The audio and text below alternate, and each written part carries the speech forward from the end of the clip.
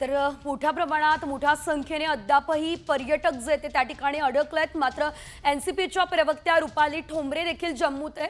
पहलगाम मधील फोटो आणि व्हिडिओ आता समोर आलेले आहेत। ठोंबरे कुटुंबियांसह त्या पहलगाम मध्ये हल्ल्यानंतर ठोंबरेंनी फोटो आणि व्हिडिओच्या माध्यमातून माहिती दिली असल्याचं देखील आपल्याला बघायला मिळतंय।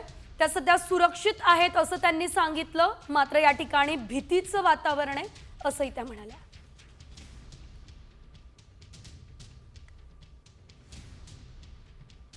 नमस्ते, आम्ही सगळे हे पर्यटक श्रीनगरमध्ये आहोत आणि कालपासून इथे आम्ही अडकलो। काल जो काही हल्ला झाला त्याच्यामध्ये आम्ही पुण्यातले 12 जण आहोत।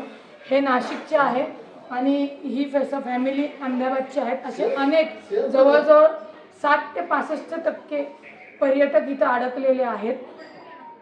कालचा हल्ला झाल्यानंतर आणि ही बातमी आल्यानंतर सगळे प्रचंड घाबरलेले आहेत।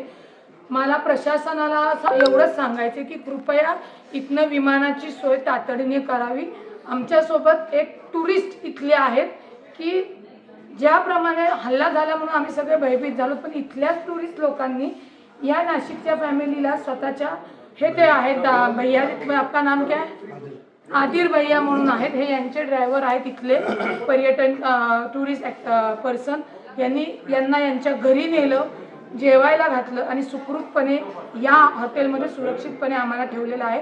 या हॉटेलमध्ये नाही म्हणलं तरी 101 जण पर्यटन अडकलेले आहेत। काहींच्या फ्लाईट उद्या आहेत, परवा 13 आहेत, परंतु आजच ही सगळी मंडळी इथनं सुखरूपपणे विमानतळावरून स्वतःच्या घरी गेली पाहिजेत।